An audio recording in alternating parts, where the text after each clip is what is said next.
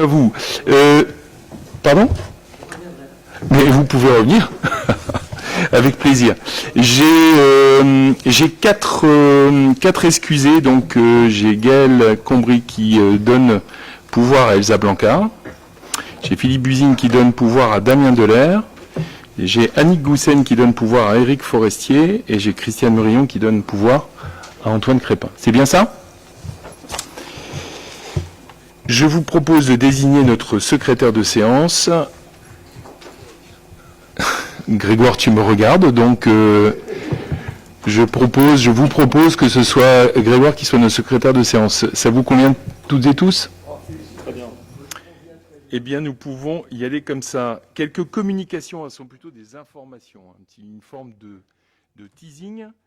Vous avez certainement remarqué que la mairie est en rose ce soir. Mais elle va l'être pour quelques temps encore, puisque c'est Octobre Rose qui a commencé. Et Elsa, tu vas pouvoir nous en parler, et puis aussi du marché à cette occasion. Oui, tout à fait, bonsoir. En fait, on va organiser le premier marché des allumoirs au profit d'Octobre Rose le vendredi 11 octobre. Donc la semaine prochaine, à partir de 16h jusqu'à 20h, il y aura plusieurs temps qui seront proposés. Un marché des créateurs de 16h à 20h et un défilé des allumoirs à partir de 18h30 pour les enfants. Il y a plusieurs associations qui seront présentes, donc on remercie l'association des familles qui va porter cet événement. Il y a également Verlingame Foot qui s'associe à nous pour vendre des boissons et des petites choses au profit d'Octobre Rose. On a également le syndicat agricole qui va proposer une vente de courges locales et évidemment la Ligue contre le cancer du Nord pour son engagement dans l'organisation d'Octobre Rose. Les médecins du village, certains médecins du village seront également présents pour travailler sur la prévention également auprès de la population. Donc voilà, un grand premier moment qui, je l'espère, se renouvellera l'année prochaine. Merci Elsa. Oui, c'est une bonne initiative. Vous savez que les allumoirs c'est une fête culturelle dans le nord de la France. Et donc c'est très très bien de lancer cette initiative. Verlingame Food fait même complètement un week-end autour d'Octobre Rose avec des animations qui leur sont propres. Et puis ça sera une grande soirée puisque tout le monde pourra venir au marché et ensuite se diriger tranquillement vers notre église pour pouvoir avoir un concert de l'atelier lyrique de Tourcoing. Damien. Exactement, bonsoir à tous. Donc dans le cadre de belles sorties de la MEL 2024, nous avons obtenu l'atelier lyrique de Tourcoing qui va donc faire un concert à l'église Saint-Chrysole à partir de 20h. Nous accueillons donc la compagnie Virvolt et le trio Musica Humana. C'est donc une équipe artistique composée de 6 musiciens et chanteurs. Donc actuellement, les inscriptions sont montées à 158. Donc il y aura déjà pas mal de monde. Vous pouvez encore, puisqu'on a décidé une jauge sonore jusqu'à 200. Donc ça va être vraiment magnifique. Merci Damien. Alors ça c'est le vendredi. Tout ce qu'on a évoqué jusqu'à maintenant, c'est le vendredi 11 octobre. Et puis dès ce samedi, Benoît, il y a quelque chose qui est organisé au niveau de la base de loisirs, qui est co-organisé donc par Péranchy, Lompré et Verlingame. C'est le lancement du Ripper Café de nos 3 communes. Exact. Alors un Ripper Café, qu'est-ce que c'est? Un Ripper Café, c'est un temps de rencontre et de partage entre des personnes qui souhaitent faire réparer un objet et des personnes qui ont une compétence en réparation de différents objets, petits électroménagers ou autres types d'objets. Donc ce sont des moments d'abord sympathiques, de rencontres, de liens sociaux, de partage d'expériences, de compétences, et ça permet surtout d'allonger la durée de vie d'objets. C'est un système de lutte contre l'obsolescence des objets, et puis ça permet de conserver plus longtemps quelque chose auquel on tient, plutôt que racheter la même chose complètement neuve. Voilà, donc le Repair Café, effectivement, organisé par la base de loisirs, avec les 3 communes, Lompré, Péranchy, Verlinghem, qui a lieu tous les premiers samedis du mois. Donc le premier samedi du mois, et donc ce samedi, le 5 octobre, aura lieu le premier Repair Café de 14h à 17h. Donc n'hésitez pas, que vous soyez réparateur, amateur, il n'y a pas besoin d'être professionnel, on apprend beaucoup de choses sur place, ou si vous avez des choses à faire réparer, à vous y rendre ce samedi à la base de loisirs de 14h à 17h. Alors, il y a quelque chose à préciser, c'est que vous pouvez venir, c'est-à-dire qu'il y a l'AMRES, donc la Maison régionale de l'environnement et des solidarités, donc qui est notre partenaire sur le lancement de ce Repair Café et qui va nous aider. Voilà, ça ne part pas de rien, c'est-à-dire qu'on ne va pas se retrouver dans une salle avec personne où on ne saura quoi faire. On est véritablement accompagné par rapport à ça. Et il faut remercier aussi la MEL qui a financé en fait 3/4 à peu près du budget en fait nécessaire au lancement de ce Repair Café. Et puis je fais un clin d'œil à l'association du modélisme qui lors de la soirée de préparation vraiment s'est impliqué et va s'impliquer dans ce Repair Café. Merci Benoît. Vous avez reçu le procès-verbal de notre séance du 20 juin. Est-ce que vous avez des remarques ou des questions par rapport à ce PV? Pas de questions, je le considère comme adopté. Je vais vous parler des décisions que j'ai prises dans le cadre des délégations que vous m'avez octroyées. Une décision du 27 juin 2024 qui porte conclusion avec l'UGAP à Marne-la-Vallée d'une convention ayant pour objet la mise à disposition d'un ou plusieurs marchés publics ayant pour objet la fourniture et l'acheminement d'électricité et services associés, donc il s'agit d'un renouvellement. Une décision du 9 juillet 2024 qui porte attribution d'un marché public pour l'exploitation des équipements et installations de chauffage, ventilation et climatisation des bâtiments communaux à Dalkia, à Saint-André-les-Lilles, et le marché est conclu pour une durée de 8 ans à compter du 1er octobre 2024. Alors vous avez les conditions suivantes. Alors vous avez différents postes. Vous avez de la fourniture d'énergie, vous avez bien entendu de la conduite et de la maintenance pour un montant de 571 629,93 € hors taxe. Donc ça, c'est le renouvellement en fait de notre marché de chauffage collectif. Une décision du 17 juillet 2024 portant attribution d'un marché de travaux pour la rénovation de la salle de sport, des vestiaires du CCA et de la chaufferie des bâtiments communaux pour le lot numéro 7, chauffage, ventilation, plomberie, sanitaire, à Ramerie Énergie, à Templemar pour un montant de 327 177,47 € hors taxe. Il s'agit du lot qui avait été remis en concurrence, notamment pour les précisions, pour avoir des prestations d'énergie collant à nos attentes et surtout des installations d'énergie. Une décision du 22 juillet 2024 portant conclusion d'un contrat de vérification des équipements sportifs et aires de jeux municipaux avec la société Socotec à Léquin. Et le contrat est conclu pour une durée de 5 ans à compter du 22 juillet 2024 dans les conditions suivantes. Donc vous avez en fait pour chaque mission une définition. Donc globalement, vous avez la vérification périodique des équipements sportifs, une vérification qui est visuelle tous les 6 mois, notamment pour les 15 buts de football, les 2 buts de handball et les 2 paniers de basket mobile. Pour les mêmes installations, vous avez une vérification périodique de ces équipements et notamment avec des essais en charge à réaliser tous les 24 mois.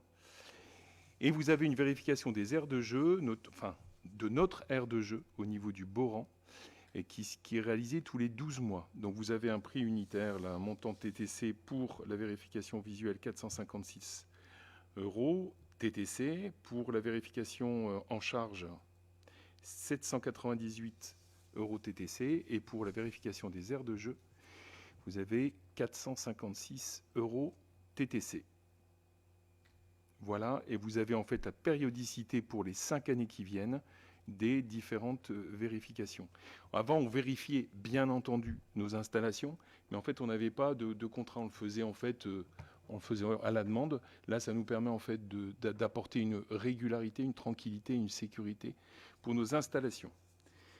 Ensuite, une décision du 26 août 2024 portant conclusion d'un contrat d'assurance dommages ouvrages et tout risque chantier dans le cadre des travaux de rénovation de la salle de sport, des vestiaires du CCA et de la chaufferie des bâtiments communaux avec la SMAC Assurance à Niort dans les conditions suivantes. Donc, je vous donnerai bien entendu le total pour l'assurance dommages ouvrages.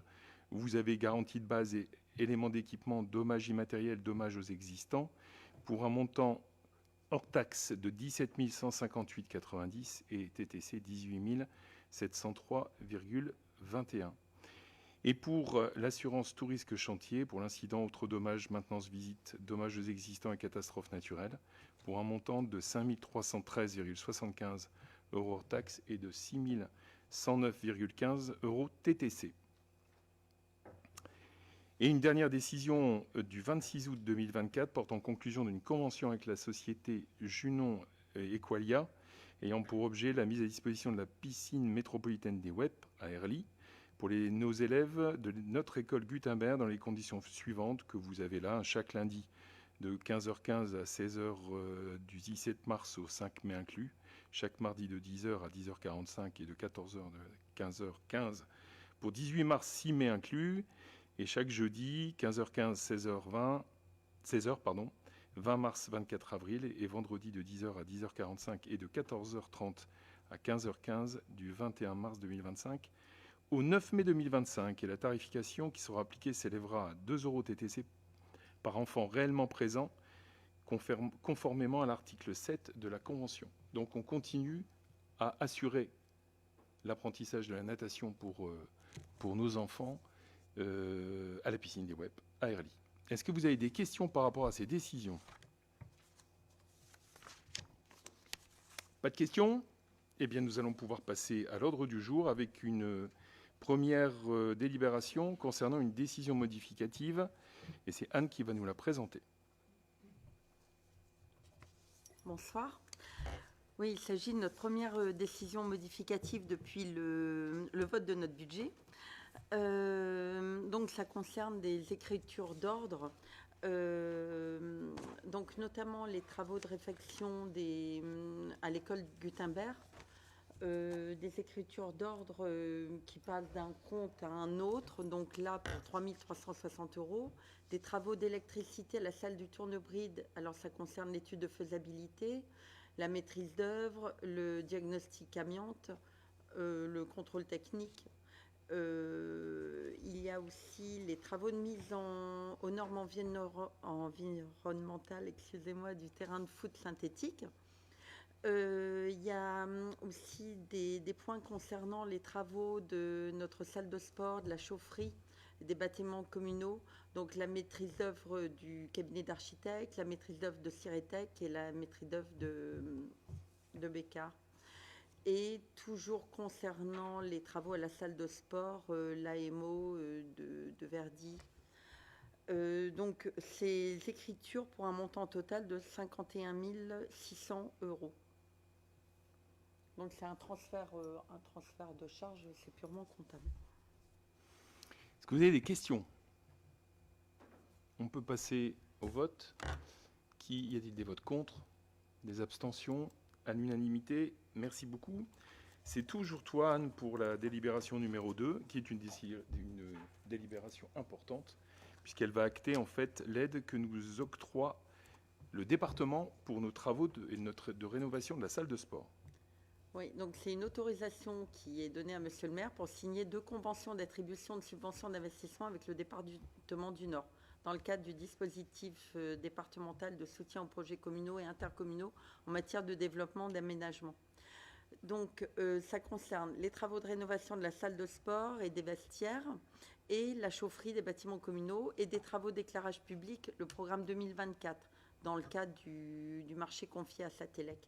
Donc, c'est une très bonne nouvelle, effectivement, parce que le conseil départemental, par une délibération du 23 septembre dernier, relative à la programmation 2024 de l'aide départementale aux villages et bourgs et du fonds de soutien aux projets territoriaux structurants, a décidé de nous attribuer 2 subventions d'investissement. Alors, concernant la rénovation de la salle de sport et la chaufferie de l'ensemble de nos bâtiments communaux, 345 000 €. Donc 300 000 euros au titre de la subvention de base et 45 000 euros au titre de la bonification Nord Durable.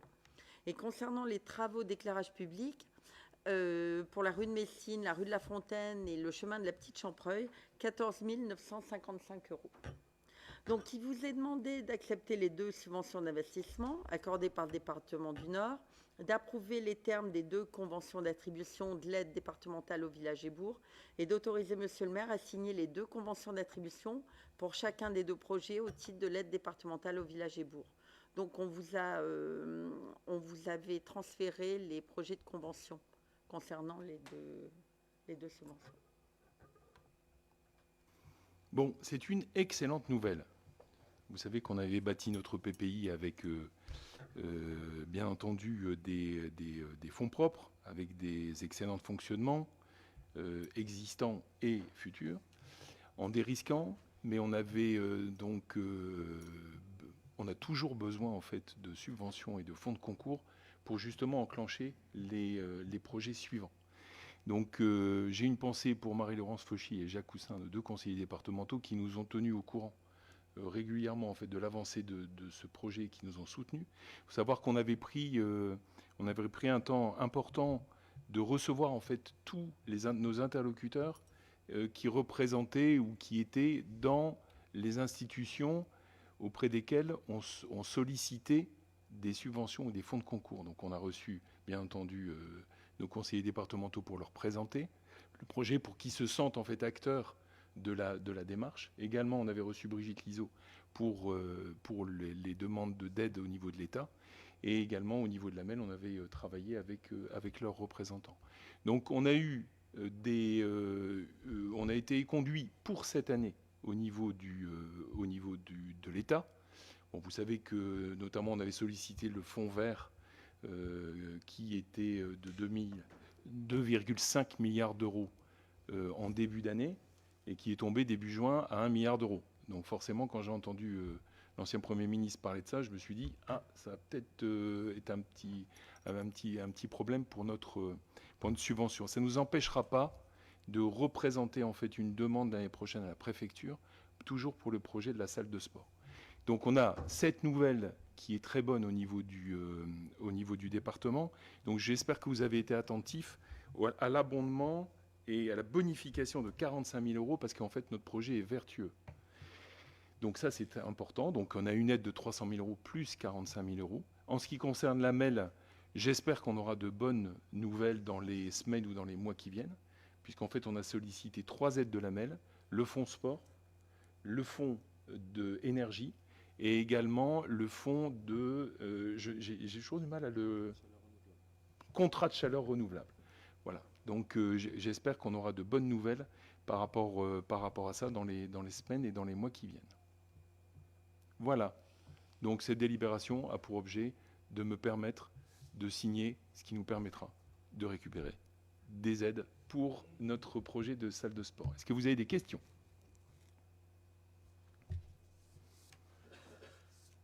Pas de questions ? On peut passer au vote. Y a-t-il des votes contre ? Des abstentions ? À l'unanimité ? Je vous comprends bien. Merci beaucoup. La délibération suivante, c'est toujours toi, Anna, et ça concerne la création d'un emploi permanent au tableau des effectifs. Voilà. Donc, il nous appartient de fixer l'effectif des emplois nécessaires au fonctionnement des services. Donc, nous avons une nécessité d'assurer les missions de maintenance des bâtiments communaux et de logistique, de maintenance des espaces verts, des espaces naturels et des espaces publics. Donc, il vous est proposé de créer au sein des services techniques un emploi d'agent polyvalent de maintenance des bâtiments communaux et de logistique, de maintenance des espaces verts, des espaces naturels et des espaces publics à temps complet à compter du 1er novembre 2024. Alors, cet emploi serait ouvert aux fonctionnaires relevant du grade d'adjoint technique principal de première classe, catégorie hiérarchique C.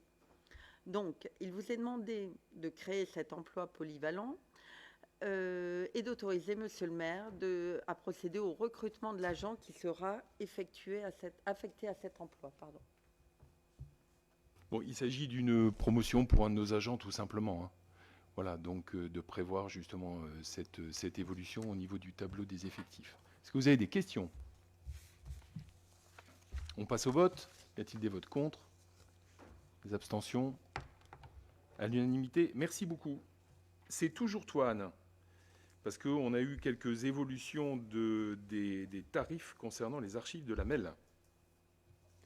Oui, alors je relate un peu la MEL met en œuvre, en concertation avec les communes du territoire, un schéma de mutualisation et de coopération depuis 2015. Parmi ces moyens, ça nous permet aussi de bénéficier de 2 offres spécifiques à la gestion des archives, dont celle de dépôt d'archives communales historiques. Notre commune adhère à ce dispositif depuis 2017, suite à une délibération du conseil municipal du 30 mars, via une convention co-signée et actée par délibération métropolitaine et communale. Alors, dans le cadre de cette prestation, un certain volume d'archives définitives de la commune présentant un intérêt patrimonial ont été déposés en 2017 et en 2022 au sein du service archives de la MEL. Cela a permis jusqu'à présent la conservation sécurisée des archives historiques communales dans un bâtiment respectant les normes des archives nationales, ainsi que la communication éventuelle aux chercheurs et aux citoyens dans une salle de lecture dédiée. À l'origine, c'était basé sur le site de Sequedin, et maintenant, ça se situe, depuis 1 an, sur un nouveau site au Biotope 2 à Ronchin. Depuis le déploiement de cette offre en 2016, le coût de conservation au mètre linéaire par an n'avait jamais fait l'objet d'une réévaluation, alors que la Convention le prévoit à un rythme triennal. Donc, le Conseil métropolitain a validé une augmentation du coût de conservation le 19 avril dernier. Le tarif du dispositif passe de 4,43 € hors taxe à 6,20 € hors taxe au mètre linéaire par an à compter du 1er janvier 2025. Donc, lors de ce même conseil métropolitain du 19 avril, les élus métropolitains ont validé un nouveau modèle de convention pour ce dispositif annexé à la présente délibération. Donc, vous les avez reçus en amont de ce conseil. Donc, il vous est demandé d'approuver le dépôt des archives de la commune au service des archives de la métropole européenne de Lille, les conditions financières de la convention, c'est-à-dire approuver l'évolution tarifaire à 6,20 € hors taxe au mètre linéaire par an à compter du 1er janvier 2025 et autoriser Monsieur le maire à signer la convention relative au dépôt et à la gestion des archives de la commune de Verlinghem par le service archives de la MEL. Bon, il s'agit d'une augmentation de tarifs que nous actons pour continuer à avoir le service. Est-ce que vous avez des questions? On peut passer au vote. Y a-t-il des votes contre? Des abstentions? Merci beaucoup. Cette délibération est adoptée. Nous allons passer sur une délibération pour que Verlinghem devienne ville ambassadrice du don d'organes. Et c'est Damien qui va nous le présenter. Exactement. Je vous présente donc cette délibération, Verlinghem, ville ambassadrice du don d'organes. Le collectif Greffe Plus a mis en place en janvier 2023 une action permettant aux villes de France de devenir des villes ambassadrices du don d'organes. L'objectif est d'inciter les passants à réfléchir sur le sujet et d'en discuter ensuite avec leurs proches afin de diffuser la culture du don et d'augmenter le nombre de donneurs. Au 1er janvier 2024, 21 866 patients étaient inscrits sur la liste nationale d'attente pour une greffe, tout organe confondu. Même si 5 684 greffes ont pu être réalisées en France au bénéfice des patients en attente en 2023, 2 à 3 décèdent chaque jour faute d'organes. Alors que 80% des Français sont favorables au don de leurs propres organes après leur mort, le taux de refus était de 36,1% en 2023, en partie parce que les proches, faute de connaître la position du défunt, préfèrent dans le doute rapporter une opposition. En effet, moins d'1 Français sur 2 en a parlé. Alors que 93% pensent qu'il est important que leurs proches connaissent leur position sur le don d'organes et de tissus, 18% des Français reconnaissent le ruban vert comme étant le symbole du don d'organes et de tissus. Les 3 grands principes de la loi de bioéthique sont le consentement présumé. En France, la loi indique que nous sommes tous donneurs d'organes et de tissus, sauf si nous avons exprimé de notre vivant notre refus de donner. La gratuité du don. Le don d'organes et de tissus est un acte de générosité, de solidarité entièrement gratuit.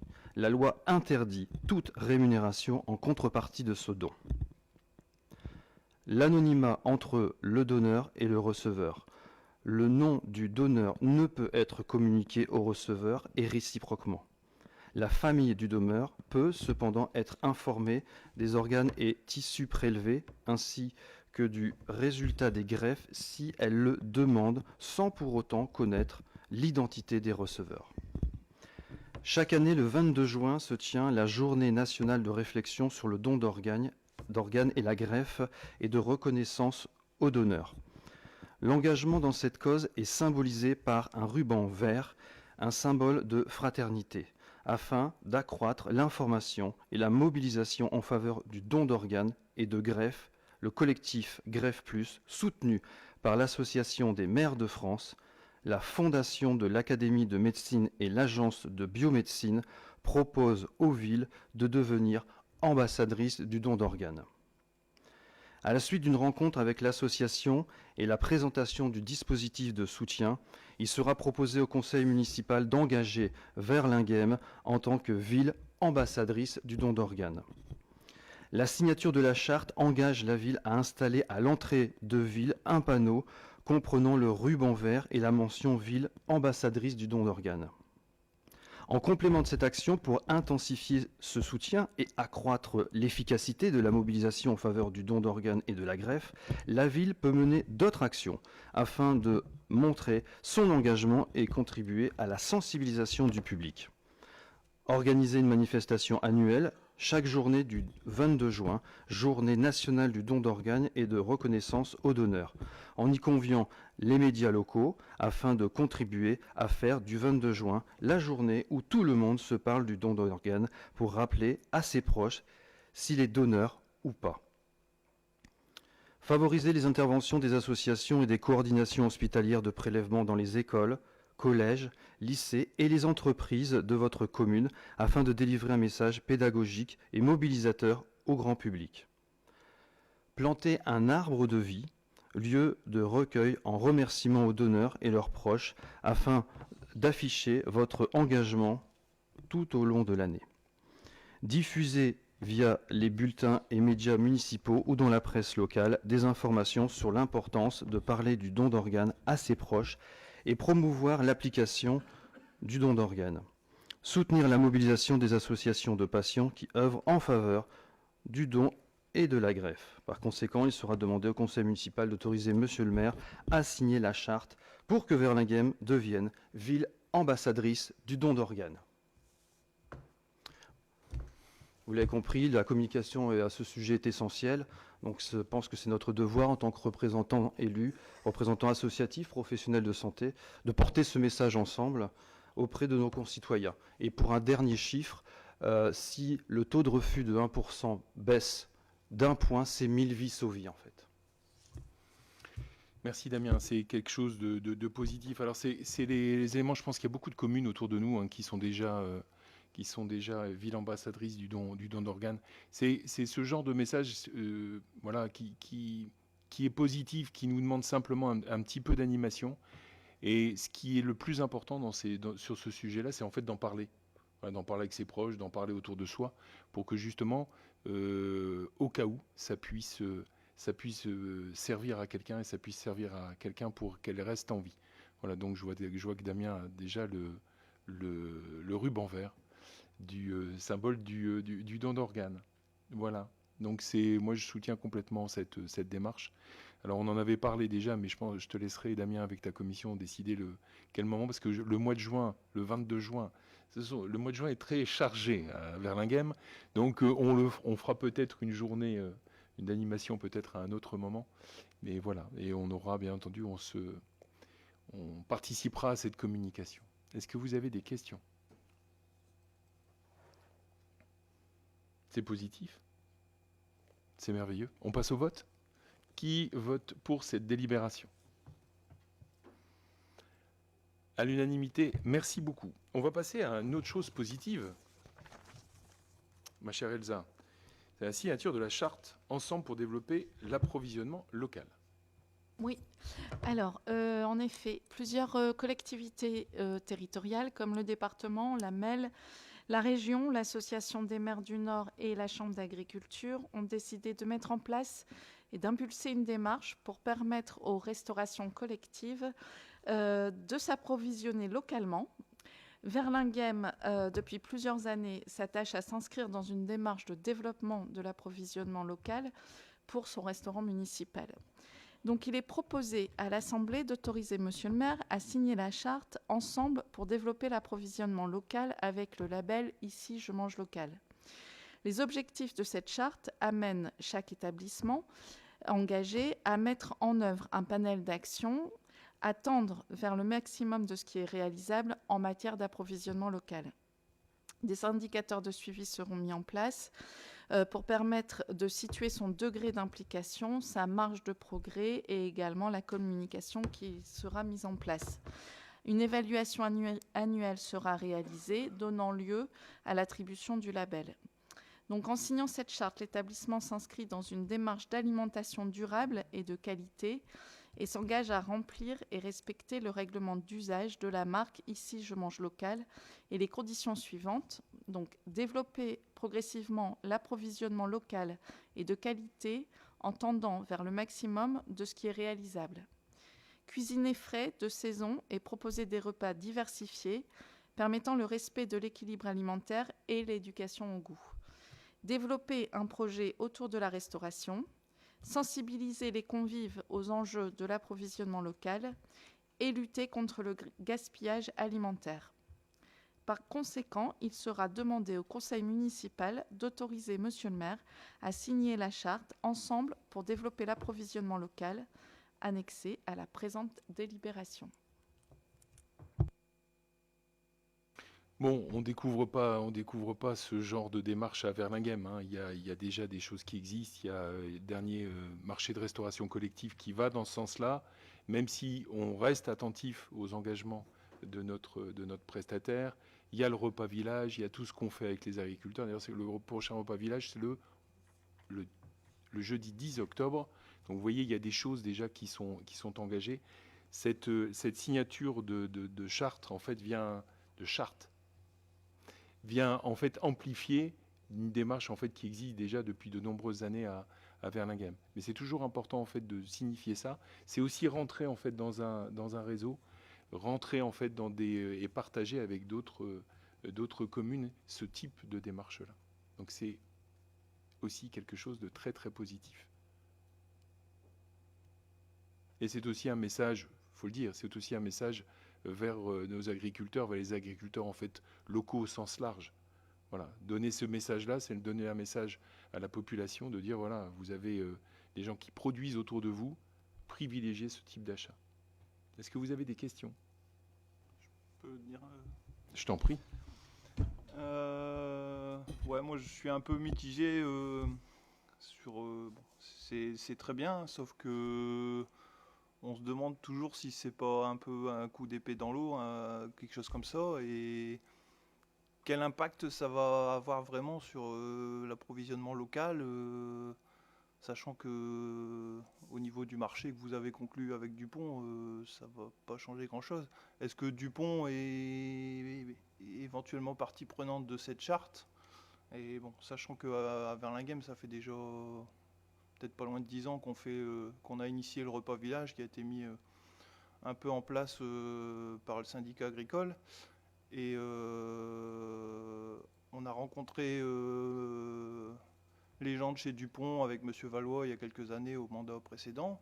Et on a l'impression, je me fais un peu la voix du ressentiment du syndicat agricole, c'est que le repas village aujourd'hui, c'est plus un effet marketing, mais au final, Dupont, il n'a pas pris le message qu'on voulait faire passer par le marché ou le marché qui est conclu avec Verlinghem ou avec d'autres, de faire vraiment de l'approvisionnement local. Localement, on n'a pas les agriculteurs qui produisent.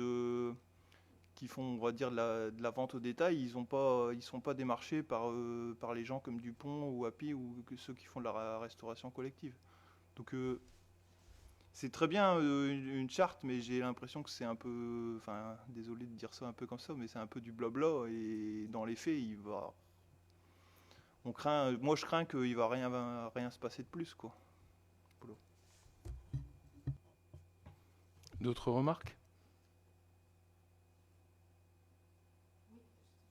Me permettre, cette charte a été soumise dans les deux commissions, la vie économique et la commission enfance. Et comme l'indique un peu le contenu, c'est que on n'aura pas, parce qu'il y aura une évaluation annuelle qui sera réalisée, donnant le lieu à l'attribution du label. On n'aura pas le label si on ne met pas en place les choses. Donc en commission, on en avait discuté et on s'était dit qu'on allait justement renforcer cette démarche qui aujourd'hui est un peu faible selon vous, selon toi, et en mettant en place plusieurs rapprochements entre Dupont et certains agriculteurs. Et ça, c'est en cours, justement, et à voir pour un bilan éventuellement l'année prochaine, si on peut, en effet, signer cette charte avec les actions qu'on met en place. Alors, c'est bon, Elsa? Voilà, juste... Alors, le nouveau marché qu'on a pris avec Dupont, on l'a pris ensemble. C'est pas nous, c'est nous, le conseil municipal, qui l'avons choisi. Ensuite, les définitions qui sont liées au local dans les marchés publics, c'est pas à 3 km à la ronde. Tu vois, Antoine. Donc c'est ça. Ensuite, nous, on n'a pas de. Nous, ce qu'on essaie de faire, c'est d'abord de respecter la loi, et la loi va dans le sens de local et des produits qui sont vertueux. Donc le premier produit vertueux, c'est celui qui n'a pas fait 2000 km déjà, hein, dans un transport divers et variés. Donc ça, c'est la première chose. Ensuite, nous, communes, on ne peut pas agir sur l'approvisionnement de Dupont, de notre prestataire. On ne peut qu'influer. La seule chose qu'on pourrait faire, mais ce n'est pas possible parce qu'on est on est trop gros on n'est pas assez gros pour avoir une cuisine. Parce que c'est là où on pourrait véritablement prendre des partenariats extrêmement forts avec le local. Voilà. Et je ne sais pas d'ailleurs, parce qu'il y a une cuisine à Péranchy, par exemple, il y a une cuisine centrale. À Quesnoy, il y a une cuisine centrale. Je ne sais pas comment fonctionne, parce que nous, on ne s'est pas intéressé au modèle, parce qu'on ne pouvait pas aller vers ça. Je ne sais pas comment elle fonctionne. Donc ça serait peut-être un sujet d'ailleurs en commission vie économique, civique et agricole. C'est de voir en fait est-ce que vous travaillez, d'ailleurs tu peux peut-être me répondre Antoine, est-ce que vous travaillez en fait avec les communes qui ont une cuisine centrale, ce qui n'est pas notre cas? Je sais pas, j'ai pas l'information en direct. Mais... Parce que ça, c'est alors bon. Moi, je peux pas rapprocher d'autres communes avec les agriculteurs de la région. Mais voilà, nous, on peut pas en fait agir directement en fait sur l'approvisionnement. Ensuite, je pense que ça reste des choses, ça reste des intentions qui sont positives. Ça reste quand même une démarche et ça, voilà. Nous, on essaie de faire le maximum dans ce qui peut être fait dans une commune comme Verlinghem. Moi, je trouve que le repas village, c'est top. C'est un moment très positif. C'est un moment très positif pour les enfants. Moi, je pense que espérons que ça a un effet positif sur Dupont et tout ça, que ça puisse un peu leur mettre la pression justement pour encore faire plus sur l'approvisionnement local, quoi. Alors, sachez, et avant de te donner la parole, Benoît, il y a aussi quelque chose dont on s'est doté à Verlinghem, c'est qu'on a un marché avec Dupont Restauration, et on a aussi notre conseiller, donc la personne qui nous avait aidé à écrire le cahier des charges, qui fait une fois par an, en fait, une vérification de ce qui est de l'engagement. Et donc, je ne vous cache pas qu'il y a des points d'amélioration, mais déjà être au plus proche, en fait, de ce qui a été prévu au niveau du marché. Benoît. Ouais, moi, je rajouterais qu'une signature de charte qui amènera à obtenir un label, ça engage. C'est-à-dire qu'on s'engage. C'est pas simplement la mairie qui s'engage. On s'engage avec l'ensemble des parties prenantes du manger local. dans un contexte qui est celui qu'on a décrit, qui fait qu'on ne fait pas ce qu'on veut et on ne décide pas de l'approvisionnement de Dupont. Mais on s'engage collectivement. Et donc on s'engage ensemble avec vous, avec le syndicat et avec d'autres parties prenantes, potentiellement du côté de la restauration, de l'école. Et Dupont est une partie prenante importante. Donc c'est l'idée aussi de s'engager ensemble pour amplifier, pour développer des nouvelles actions. Et puis, Dupont sera forcément dans le coup. Donc, on va peut-être pas agir beaucoup auprès de Dupont, mais on va trouver des solutions pour s'engager ensemble, puisqu'il y a une évaluation de ce label. Alors, je ne sais pas quelle est la fréquence de l'évaluation, mais un label, c'est systématiquement remis en cause. Donc, il y a des évaluations qui seront faites pour qu'on maintienne le label. Et ce qui sera évalué, c'est en fait le plan d'action, et la pertinence et l'impact des actions qu'on pourra mettre en œuvre sur la commune. D'autres réactions? On peut passer au vote? Y a-t-il des votes contre? Des abstentions? À l'unanimité? Merci beaucoup. Et ça sera quelque chose à amplifier. Mais ce genre de démarche, en fait, si on vote ça et qu'on n'en fait rien derrière, là je suis d'accord avec toi, ça ne sert à rien. Mais je trouve que c'est encore une brique supplémentaire sur le fait d'attirer l'attention notamment au niveau de la population. Voilà, je sais pas moi, enfin le prochain comité de rédaction se réunit bientôt pour le Vers l'info, mais je pense que c'est important en fait de dire ça, parce qu'il y a l'effet de ce qu'on mange dans notre cantine, parce que nous on n'a que ça, même si on a quand même 320 repas par jour scolaire, mais il y a aussi en fait l'effet induit des familles qui achètent et qui elles consomment, et elles peuvent consommer local. Donc s'il y a un deuxième effet en fait sur lequel faut travailler également. Je vous remercie beaucoup. On passe à un débat, mon cher Benoît, sur un rapport de la Chambre régionale des comptes. Effectivement, donc un débat sur le rapport d'observation sur la gestion de la métropole européenne de Lille, qui concerne l'organisation et la tarification des services de mobilité urbaine. Donc effectivement, c'est la Chambre régionale des comptes qui a étudié et produit ce rapport. Ce rapport pour lequel il est demandé à chacune des communes d'organiser un débat en conseil municipal. Alors pour lancer le débat, je vais relire la synthèse. Monsieur Gosselin vous a transmis, excusez-moi, je redémarre l'ordinateur. Monsieur Gosselin vous a transmis le rapport complet il y a quelque temps.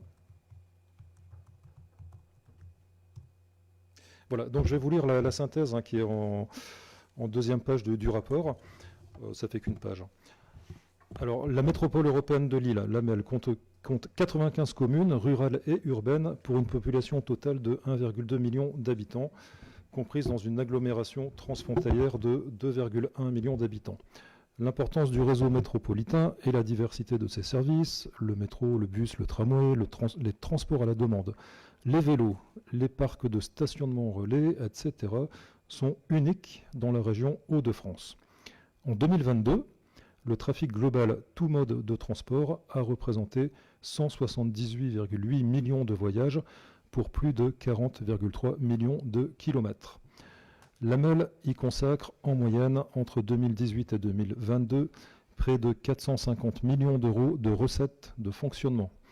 En sa qualité d'autorité organisatrice de la mobilité, elle anime la politique locale au travers notamment de son futur plan de mobilité 2023-2035 qui vise notamment à réduire la part des véhicules personnels dans les déplacements sur le territoire métropolitain. Depuis le 1er avril 2018, la métropole a concédé sur une durée de 7 ans l'exploitation des transports urbains de personnes à la société Keolis Lille Métropole, qui est une filiale du groupe Keolis, acteur majeur du secteur des transports de voyageurs. Le concessionnaire, qui assume l'ensemble des risques commerciaux liés à l'exploitation du réseau Ilevia, perçoit une rémunération de la métropole s'élevant au total à près de 2,1 milliards d'euros sur la durée de la concession. le précédent contrat de délégation, déjà confié au groupe Keolis, s'était soldé par un déficit cumulé d'environ 98 millions d'euros, montant équivalent à celui du rachat par l'AMEL des immobilisations que ce dernier avait constituées. Si la métropole exerce un contrôle strict de l'exploitation du réseau en termes de qualité de l'offre de services ou de lutte contre la fraude et applique d'importantes pénalités à l'encontre du concessionnaire, pénalités qui se sont élevées à 19 millions d'euros de 2018 à 2022, ce dernier a bénéficié d'une hausse de sa rémunération de 44 millions d'euros sur la durée du contrat, en raison principalement d'une évolution de l'offre de services en 2019 et de la gratuité des transports pour les moins de 18 ans instaurée en 2022. Des divergences se sont apparues sur les modalités d'évaluation de la qualité et le montant des pénalités que l'AMEL pourrait, dans le cadre de la prochaine concession, être appelé à clarifier. En 2015, la tarification sociale a été revue et une tarification solidaire mise en place. Celle-ci est complexe en raison de la multiplication des tarifs liés à la diversité des services proposés par le réseau Ilevia. La définition d'une stratégie en la matière apparaît nécessaire. Hors tarification sociale et solidaire, les recettes commerciales représentent plus des 2/3 des ventes de titres et les 3/4 des recettes collectées. En rapprochant les recettes issues de la tarification avec le coût total d'exploitation des transports, la production kilométrique n'est cependant répercutée qu'à hauteur de 28% sur l'usager en 2022. Le financement des transports est donc essentiellement assuré par le versement mobilité, ce qui correspond à 256 millions d'euros par an en moyenne.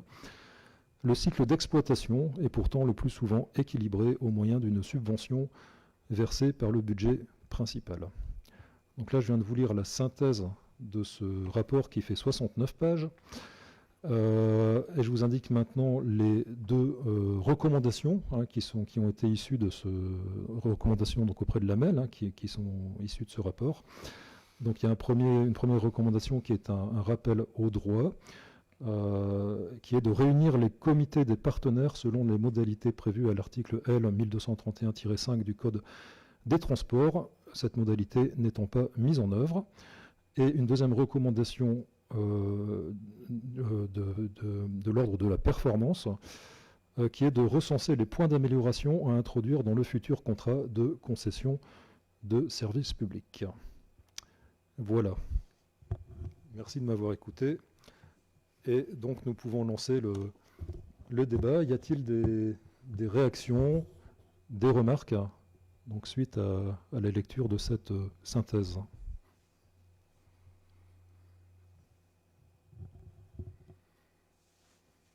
Bon, d'abord, je voudrais remercier Benoît qui, sur ce type de délibération ou de lancement de débat, quelquefois est obligé de partir d'une matière un peu aride, même si le sujet est important.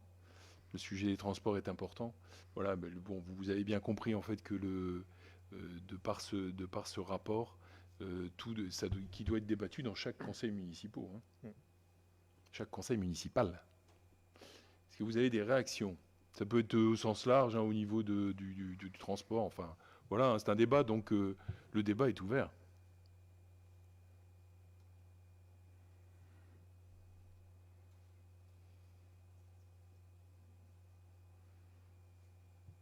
C'est une remarque sur ce sujet, Benoît? Non? Pas spécialement, non. D'accord. Greg, voir. Ouais, j'ai une petite remarque, parce qu'on en a parlé en commission, et c'est vrai qu'on déplorait qu'on n'était pas toujours entendu par l'AMEL sur les transports en commun, notamment sur les horaires. Donc comme c'est un peu la thématique et le sujet, et qu'il y a le projet de la Porte des Belles Terres, on trouverait que ce serait symbolique d'avoir un peu plus d'écoute à ce niveau-là, de la part de l'AMEL. Moi, j'ai lu, enfin, pas les 69 pages évidemment, mais je me suis arrêté aux satisfactions des usagers. Et en 2021, bon, ça a peut-être évolué depuis, il disait que près des 2/3 des usagers estiment que le prix des titres Ilevia sont raisonnables, mais la part des très satisfaits est inférieur à 20% pour le confort, la propreté, la sécurité dans les transports et aux arrêts et la qualité de l'information en cas de perturbation. Donc c'est au niveau du prix, bon, ça allait, mais il y avait quand même des points importants qui... Des points, oui, des points liés à la qualité de la prestation, en fait. Oui, oui.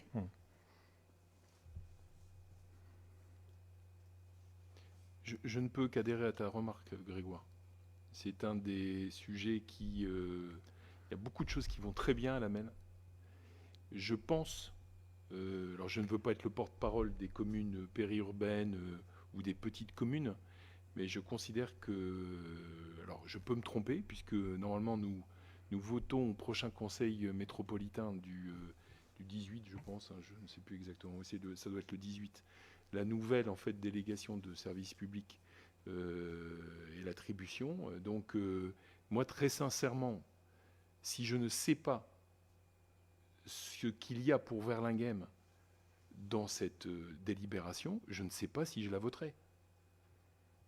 Voilà, moi je suis très content de voir arriver plein de nouvelles choses. Et rappelez-vous, vous avez travaillé, d'ailleurs avec en animation Benoît, on nous avait demandé nos demandes.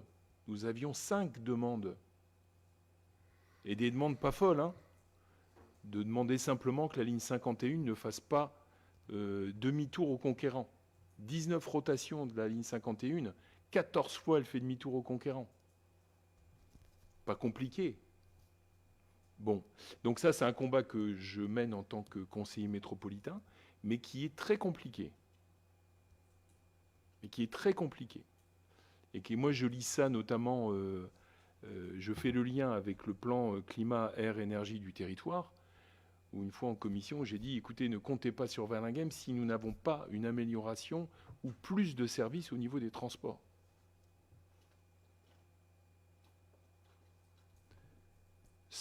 Soyez certains de ma détermination. Je ne sais pas si elle suffira à améliorer, les transports en commun pour Verlinghem. Mais je ne sais plus qui est-ce qui évoquait tout à l'heure les portes des Belles Terres. C'est un argument. C'est un argument. En tout cas, vous pouvez être certain de ma détermination. Est-ce que il y a d'autres remarques par rapport à ce sujet? On peut clore le débat? Éric. Moi, personnellement, je trouve qu'il est très compliqué de débattre d'un rapport de la Cour des comptes sur la MEL, puisque de toute façon, ce sont des juges des gens qui sont, qui sont pas là véritablement pour analyser le ressenti de l'usager et tout ça.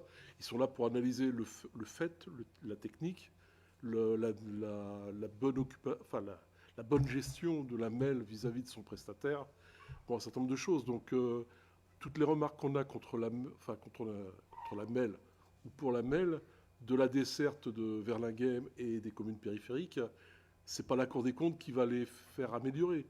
Donc c'est un débat qui est quand même un petit peu compliqué à avoir.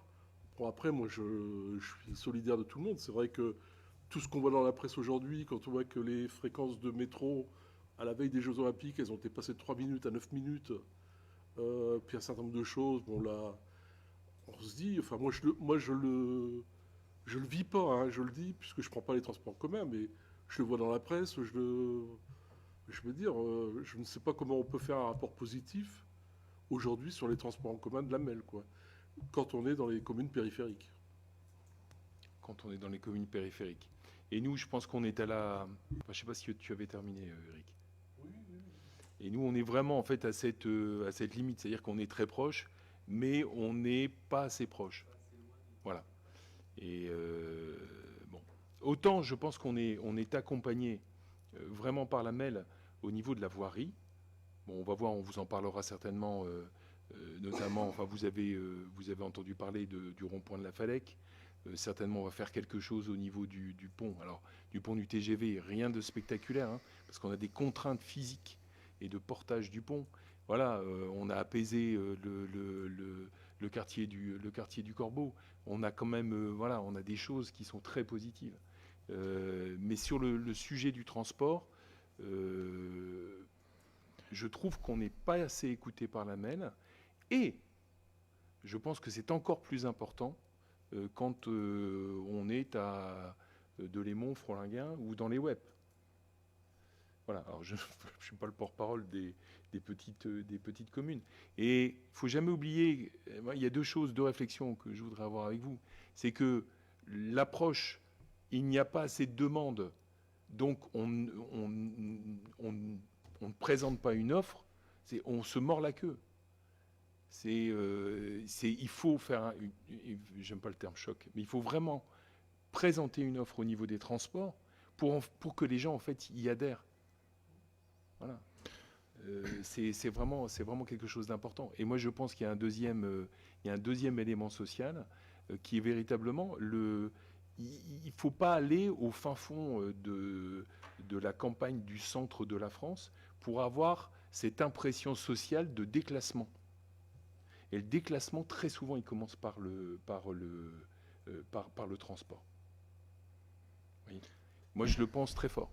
Voilà, et donc, ce sujet du transport, et notamment des personnes modestes qui ont des véhicules, certes pas en bon état si on ne les aide pas, et si on leur dit en plus de ça, alors bon, vous verrez, il y aura aussi une délibération sur la ZFE qui, à mon avis, va être un petit peu légère en termes de contraintes. Mais le sujet de la ZFE, c'est pas de déterminer qui peut circuler quand. C'est d'aider en fait les gens à acquérir des véhicules qui ne sont pas polluants ou à avoir une offre de transport. Mais si vous n'offrez ni l'un ni l'autre, c'est insolvable. En fait, on ne peut aller que dans le sens d'une des deux recommandations qui a été faite, hein, de réunir le comité des partenaires. Là, je suis dans le texte, hein, c'est une obligation de la loi d'orientation des mobilités qui oblige les autorités organisatrices de transport de créer un comité des partenaires pour renforcer le dialogue et la concertation entre les parties prenantes de la mobilité, les élus, les employeurs, les associations, des comités d'usagers et des habitants. Voilà, effectivement, ce comité des partenaires n'a pas été réuni. Hein, c'était une des remarques de la Chambre des comptes et une recommandation pour la MEL. Voilà, donc on ne peut aller on ne peut être qu'en faveur, effectivement, d'une multiplication des dialogues entre les usagers du territoire et puis l'autorité organisatrice de la mobilité. Virginie. Oui, moi je voulais souligner aussi par rapport à ça, parce qu'on avait beaucoup travaillé en commission sur ce sujet, que le lycée de secteur n'est pas desservi aux horaires de fin de cours. Et voilà, moi je trouve que pour les jeunes qui sont en obligation scolaire et pour lesquels partout en France il y a des transports scolaires qui sont nécessaires et partout aussi gratuits, ce qui n'est pas le cas pour nos enfants qui ont plus de 18 ans et qui sont quand même encore scolarisés au niveau du lycée. Voilà, il y a une vraie défaillance à mon sens et qui n'a pas été entendue à l'occasion de nos recommandations. Oui, je rappelle que l'effet bénéfique de la MEL, c'est quand même la gratuité des transports pour les moins de 18 ans. Mais si le jeune de moins de 18 ans n'a pas de transport, ça ne sert à rien.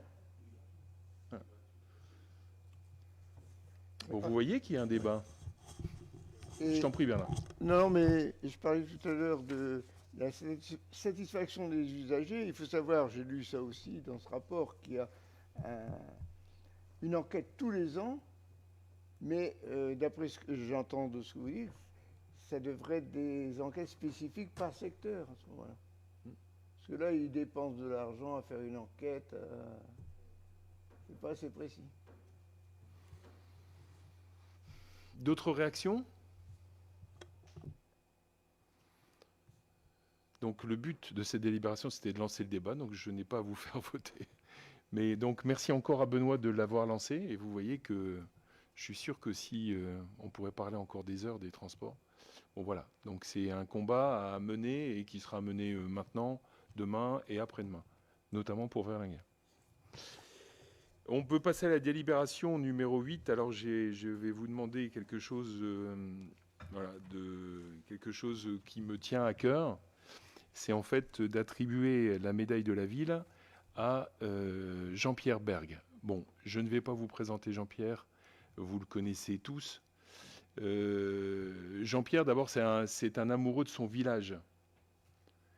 C'est un amoureux qui est engagé, puisqu'il a été conseiller municipal, je pense, quasiment pendant 20 ans, hein, de mémoire de 89 jusqu'à 2008. Donc il a été conseiller municipal, et puis aussi depuis 96, en fait, il est président de l'UNCAFN. Et moi, quand je vois d'autres UNCAFN, je trouve qu'on a de la chance à Verlinghem. On a encore une UNCAFN qui est très vivace, mais elle est vivace aussi parce qu'elle est animée. Et elle est animée notamment par Jean-Pierre. Voilà. Donc il a été investi toute sa vie dans son village, dans ses activités associatives. C'est un amoureux de Verlinghem, et donc voilà, je voulais vous proposer en fait de lui décerner la médaille de la ville. Est-ce que vous avez des remarques, des joies, des satisfactions? Voilà. Bon, on peut passer. On peut alors juste le moment où on décernera en fait cette médaille de la ville.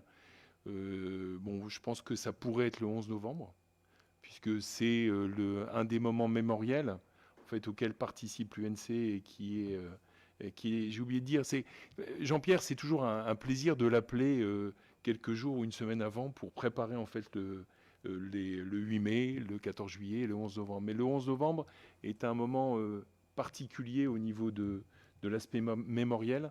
C'était aussi... donc je pense que ça pourrait être le prochain 11 novembre. Mais avant, j'ai besoin d'avoir votre assentiment. On peut passer au vote. Qui vote pour cette délibération à l'unanimité? Je vous remercie beaucoup. Merci pour Jean-Pierre. Voilà, il va être très heureux. Parce que vous doutez que si je vous l'ai proposé, c'est que je lui en avais parlé un tout petit peu quand même. Voilà, donc on fera ça très bientôt et ça sera un moment sympa pour une belle personne. Délibération numéro 9, vous avez été destinataire du rapport annuel d'activité du CIVOM Alliance Nord-Ouest de l'exercice 2023, donc, qui est communiqué bien entendu aux conseils municipaux des communes membres. Voilà, donc je ne sais pas si vous avez des questions sur ce rapport qu'on reçoit chaque année. Est-ce qu'il faut l'approuver, M. Gosselin? Non? Il faut acter qu'il est communiqué, pas de vote. Hein. Est-ce que vous avez des remarques par rapport à ce rapport ou par rapport au CIVOM? Si vous avez des questions, n'hésitez pas. CIVOM qui est un partenaire d'abord pour nous notamment sur l'urbanisme. Enfin, on utilise un service en fait du CIVOM, aussi au niveau des archives. Et il y a également quelque chose qui est très important, il y a l'aspect animation et puis aussi des actions de développement durable et la gérontologie. Alors on est moins concerné parce que la gérontologie est principalement liée à l'EHPAD de Marquette où il y a peut-être un Verlinghemois, mais je ne suis même pas sûr, ou une Verlinghemoise. Pas de questions? Je peux acter la communication de ce rapport? Merci beaucoup. Et vous avez été destinataire en fait du rapport annuel d'activité du CIVOM Lompré-Péranchy-Verlinghem pour l'exercice 2023. Et donc, bien entendu, il est communiqué aux conseils municipaux de chacun de ses membres, hein, Lompré, Péranchy, Verlinghem. Est-ce que vous avez des questions par rapport à ce rapport? Moi, j'aurais une question. Par rapport à ce qu'on a pu lire dans la presse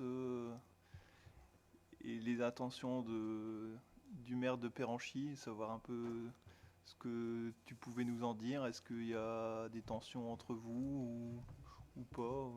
Qu'est-ce qui le pousse à se poser ces questions-là?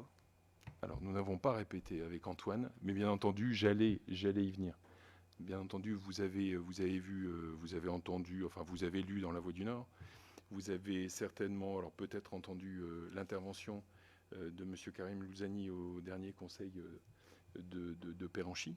Voilà, donc Péranchy se sent lésé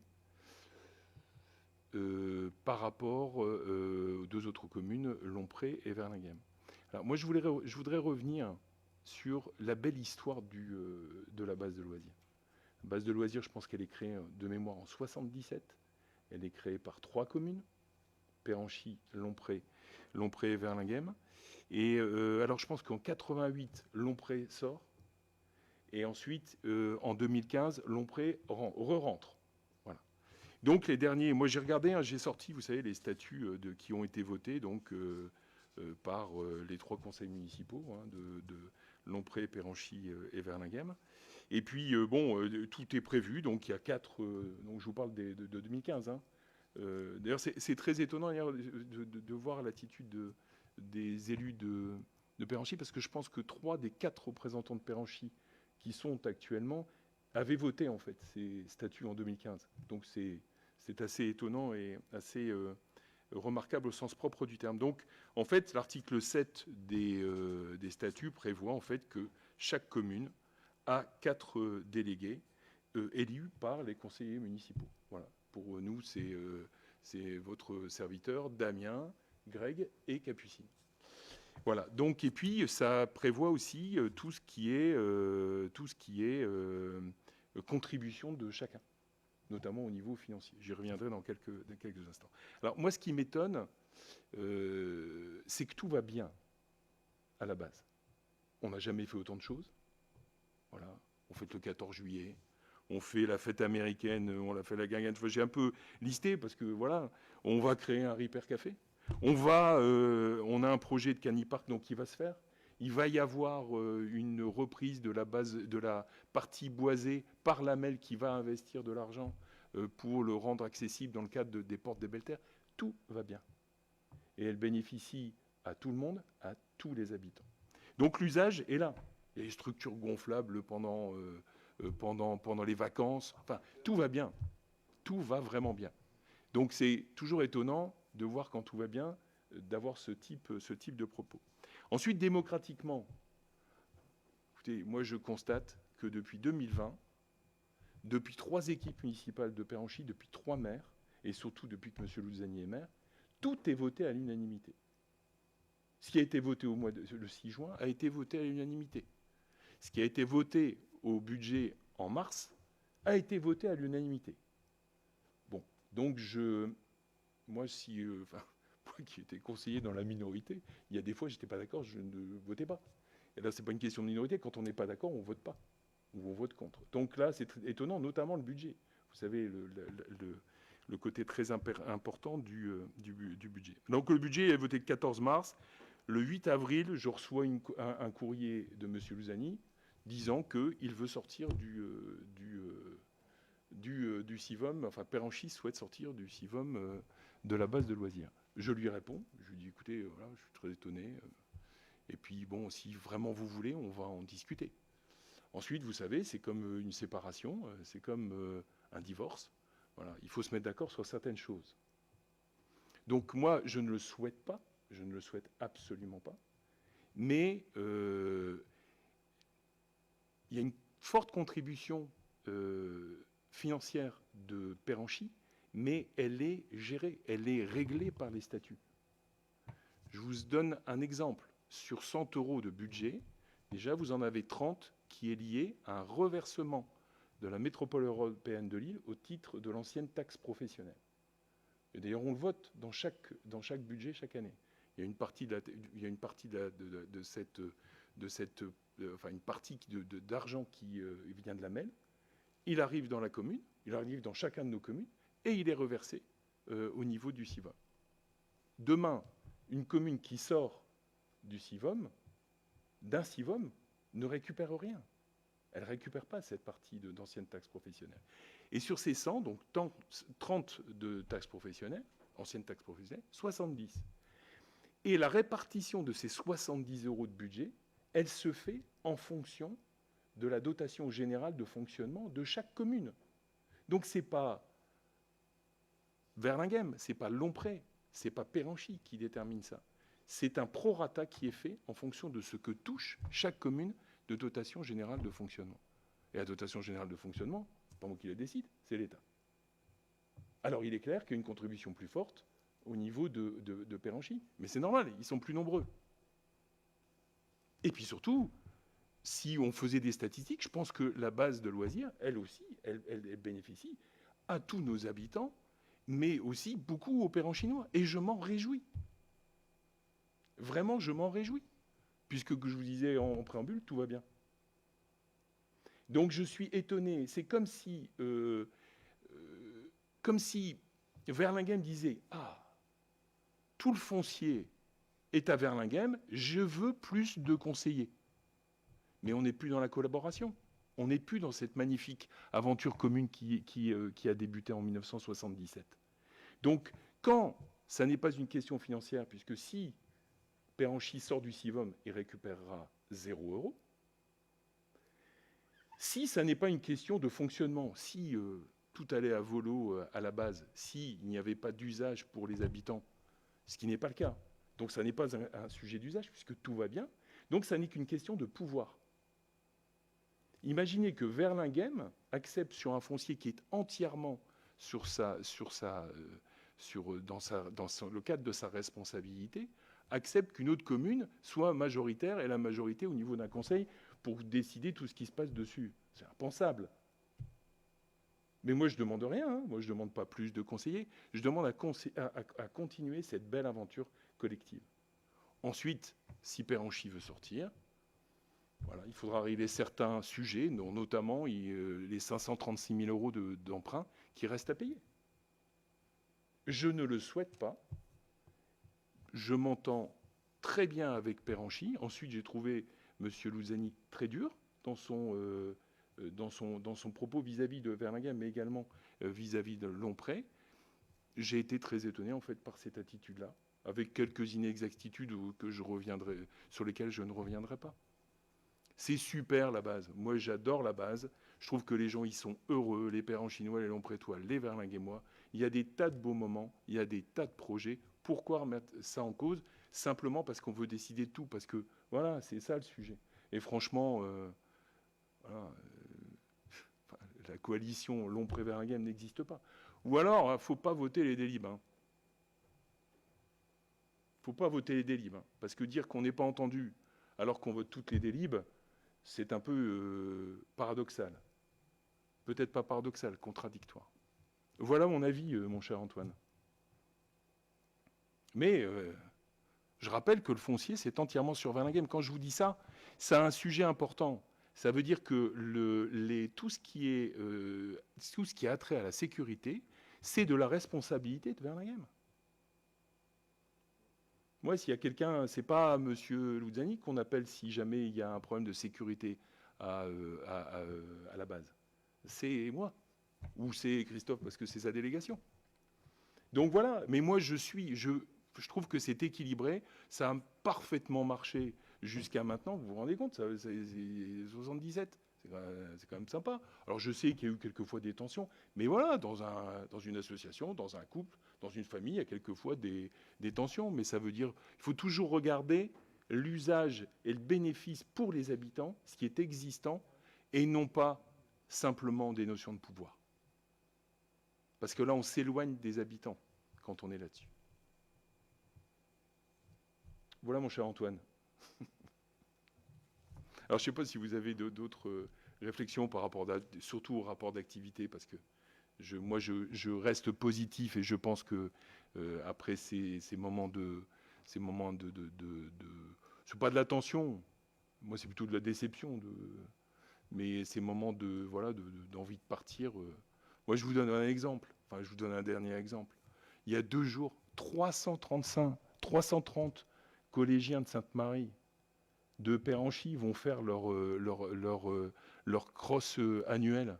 Mais moi, je trouve ça super. Il ne faudrait pas arriver à une situation où on remettrait tout ça en cause. Ça serait catastrophique.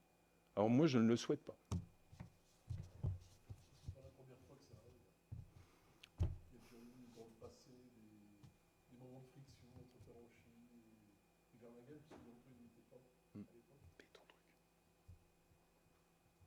Je dis, ce n'est pas la première fois que ça arrive, et il y a déjà eu dans le passé des moments de friction entre Verlinghem et Péranchy, et notamment du temps où Lompré ne faisait pas partie. Et je vous donne un dernier exemple, parce que je reçois une lettre, donc je l'ai dit tout à l'heure, je ne sais pas, c'est le 8 avril, courrier d'intention de sortie. Ensuite, il y a une sollicitation, parce que vous en avez entendu parler notamment dans la Voix du Nord, parce qu'on a parlé de fiabilité d'interlocuteurs. Je reçois une demande de rencontre de M. Luzzani à 2. Je dis non, si on parle de l'avenir de la base, on en parle à 3. On ne va pas commencer à trianguler. Si on triangule, ça veut dire qu'on ne veut pas travailler ensemble. Et voilà, on ne s'est pas vu, parce qu'il s'est plaint qu'on ne se soit pas vu. Moi, j'ai dit, Monsieur Luzzani, on se voit à 3, si on parle du sujet qui nous réunit à 3 pour son avenir. On va commencer à faire des trucs, et puis moi, je verrai la maire de Lompré, et puis après, j'ai quand même... Non. C'est pas comme ça qu'on travaille positivement et de façon constructive pour l'avenir. Et pour nos habitants.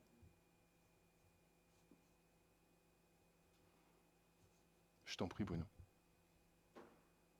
Est-ce que ça ne met pas en péril aussi l'avenir de la base? Quand on voit dans ce rapport justement que la commune de Péranchy contribue à hauteur de 81,99% des ressources financières de la base, soit 235 472 €, quid de l'avenir de la base si cette contribution financière disparaît?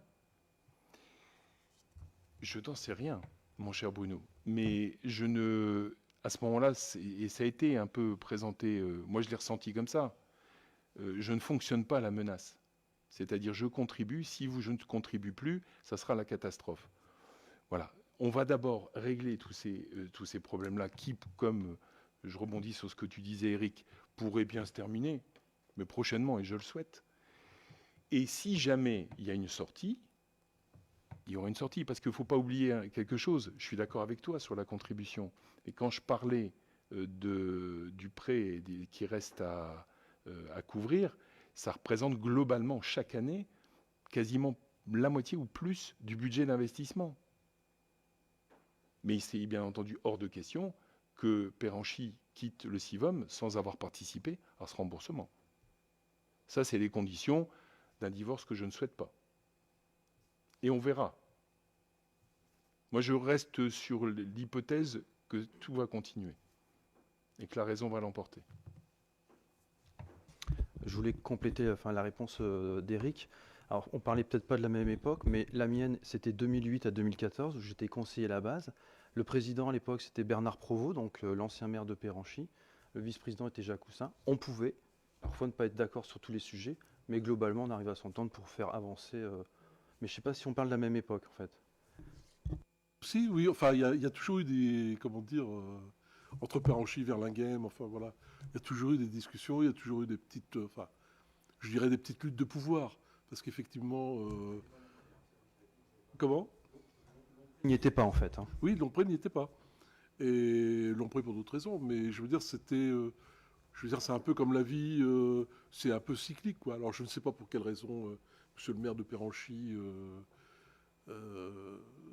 fait sa crise en ce moment. Enfin, je ne sais pas s'il a d'autres sujets, d'autres problèmes qu'il veut faire passer.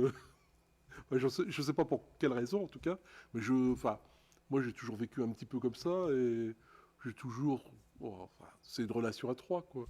Et donc il y a toujours eu quelques frictions, quelques moments où c'est compliqué, quoi. Mais après, je pense qu'effectivement, comme tu dis, en discutant, en étant raisonnable, on arrive à trouver des terrains d'entente et à continuer, quoi.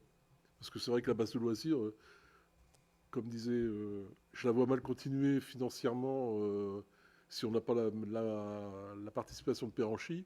Et après, qu'est-ce qu'on en ferait si jamais, je veux dire, Péranchy se retirait, qu'est-ce qu'on en ferait, quoi?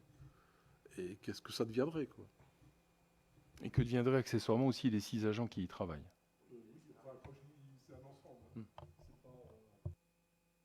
Et pour finir, pour rejoindre Bruno, moi c'est pareil. Quel est l'intérêt général des habitants de Péranchy? Le tarif serait-il le même? Il n'y a pas... le quid de la tarification. Enfin, c'est pas dans l'intérêt général des habitants de Péranchy.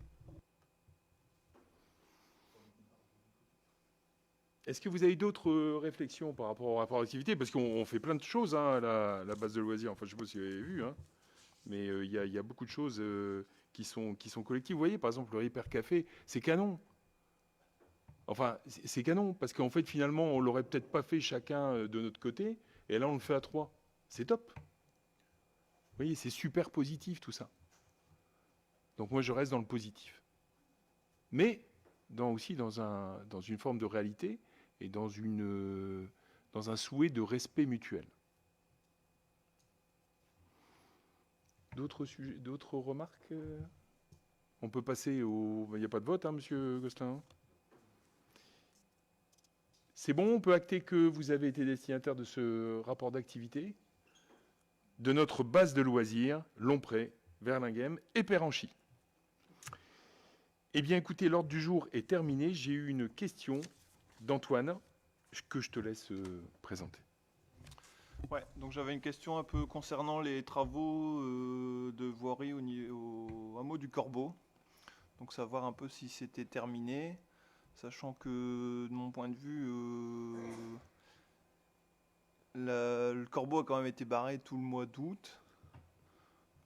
Personnellement, je suis allé un peu voir ce qui se passait. Au mois d'août, on n'avait pas l'impression qu'il se passait grand-chose. Est-ce qu'il n'y a pas eu un manque d'organisation de ces travaux? Ce qui a été fait maintenant au mois de septembre, est-ce que ça n'aurait pas pu être géré en même temps que c'était complètement barré? Bon, voilà. C'est mon point de vue. Quelle a été vraiment l'utilité? Parce que bon, la voirie à ce niveau-là, elle avait déjà été aménagée et il n'y a pas si longtemps que ça, quand il y avait eu les grands travaux sur la rue de Messine. Et après, il y a aussi notre boulanger qui est au niveau du Corbeau, qui a été impacté par ces travaux.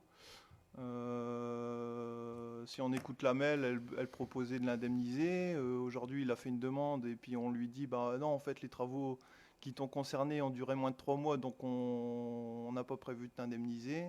Donc voilà, il était un peu dubitatif là-dessus. Qu'est-ce qu'il en est, quoi. Voilà. Bon, la bonne nouvelle, c'est que c'est terminé. Sur la gestion des travaux, alors je ne suis pas conducteur de travaux à la MEL. Ensuite, il y a quelque chose que je voudrais, qui n'est pas une excuse. Nous, ça devait durer 2 mois. Un petit peu plus de 2 mois. Bon, ça aura duré globalement un petit 3 mois. Il y a aussi quelque chose que je voudrais remarquer, c'est l'incivilité des gens. Moi, on a constaté quand même, en juillet, puisque ça a commencé en juillet, il y avait des gens, tous véhicules confondus.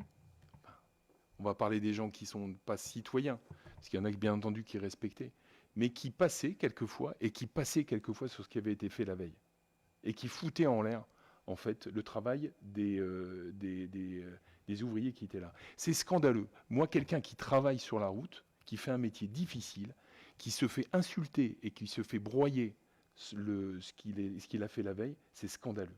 Donc je pense qu'il y a eu un petit peu de ça dans le retard. Ensuite, il y a eu des désagréments. Alors je vais juste sur l'utilité. Oui, il y a eu des travaux. En 2020, les gens passent à 80 km/h, 70 km/h au Corbeau. Donc on a enclenché quelque chose qui pouvait être immédiat. C'était notamment le passage à 30. Donc quand je dis on, c'est nous avec Elisabeth Mas, la maire de Saint-André. C'était pour apaiser. À l'époque, les habitants ont un sentiment véritablement d'insécurité profonde. Alors l'insécurité, c'est souvent un sentiment, mais même si c'est un sentiment, il faut y travailler. Donc ça a déjà eu un impact. Ensuite, il y avait eu ça avait été déjà anticipé avec la MEL. On avait dit on passera à une deuxième phase de dire on va faire des aménagements supplémentaires, ce qui a été fait. Donc avec des chicanes qui permettent de ralentir. Alors, il y a eu 2 réunions. Une réunion uniquement avec les agriculteurs, justement pour éviter ces problèmes de giration qui pouvaient être un problème pour les agriculteurs et pour les professionnels. Mais tout en gardant le fait de faire ralentir les gens. Et il y a eu une deuxième réunion qui était une réunion publique ouverte à tous les habitants en fait, du Corbeau, sur Verlinghem et sur Saint-André, justement pour échanger avec ça. Il y a eu des petits ajustements quand même, hein. Notamment lors des deux réunions, il y a eu des petits ajustements qui ont été effectués. Et donc, c'est les travaux en fait qui ont eu lieu là. Moi, je ne vais pas juger ce qui a été fait au niveau de Saint-André, même si je trouve qu'au niveau du chemin du JB, ça va faire ralentir les gens. En plus, il y a un nouveau arrêt de bus qui est là.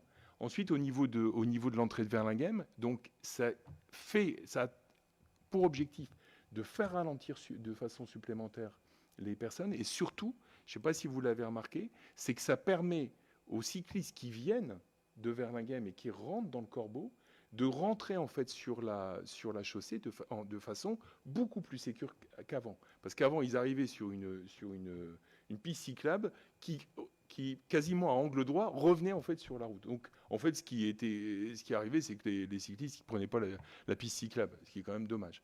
Donc ça a été fait. Donc je pense que l'utilité, elle est véritablement là, mais elle n'est pas uniquement au moment des travaux. Elle est une continuité en fait de ce qui a été initié. Ensuite, pour Vincent Paulet, donc j'en ai discuté avec lui, hein.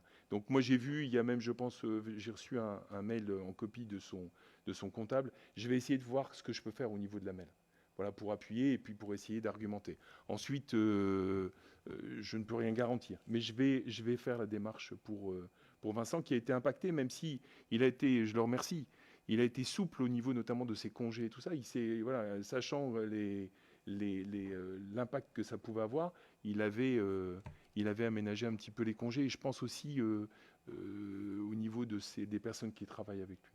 Donc moi, je vais agir au niveau de la MEL pour voir si on peut favoriser ça.